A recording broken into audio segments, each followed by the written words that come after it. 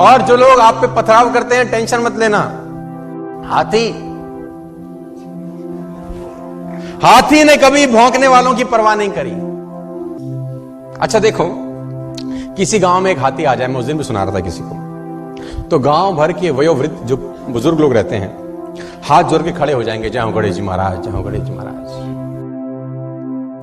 एक सज्जन मुझसे बोले कि गांव और शहर में क्या फर्क है? तो मैंने बोला, गांव में हाथी को भी लोग गणेश जी कहते हैं, और शहर में गणेश जी को भी हाथी कहें तो बहुत बड़ी बात नहीं है। और मुझे नहीं लगता कि हाथी के सिवा कोई दूसरा पशु ऐसा है जिसके आगे इतने हाथ जोड़े जाते हैं, मुझे नहीं लगता। लेकिन एक दूसरी विडंबना यह है कि जितने हाथ जोड़े जाते हैं वो और किसी के नहीं जोड़े जाते, और जितने भौंकने वाले इसके पीछे लगे रहते हैं किसी और के नहीं लगे रहते। गलत तो नहीं कह रहा मैं आपसे? जितने हाथ जोड़े वाले इसके सामने खड़े रहते हैं उतना किसी और के नहीं, और जितने भौंकने वाले इसके पीछे रहते हैं किसी और के नहीं। गांव भर के वयोवृद्ध हाथ जोड़े खड़े होंगे और भौंकने वाले पीछे पड़े होंगे, तो टेंशन लेने का जरूरत। और मुझे आज तक साला ये बात समझ में नहीं आई कि कुत्तों को हाथी से तकलीफ क्या है। हमको कुत्तों की बात समझ में नहीं आती, उनको हमारी नहीं आती। अगर समझ में आती तो हम पूछते कि भैया तुम्हें तकलीफ क्या है, और कुत्ते जवाब देते तो क्या देते मैं ये भी बता दूं आज आपको।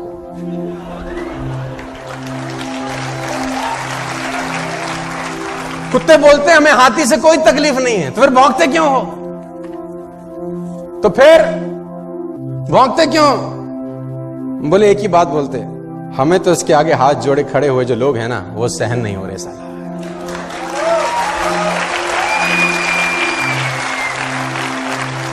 और सही बात है, जिसकी जितनी स्तुति होगी उसकी उतनी निंदा भी होगी। जिसकी जितनी स्तुति होगी उसकी उतनी निंदा होगी। स्तुति करने वाले हाथ जोड़े खड़े होंगे और भौंकने वाले पीछे पड़े होंगे। तो घबराने का जरूरत नहीं है कि अगर लोग आपको ताना मारें, टेंशन दें, आप अपना मस्त आगे आगे चलो। लेकिन दिक्कत क्या है? अच्छा, कुत्तों की इतनी हिम्मत नहीं है कि हाथी के आगे आके भौंके।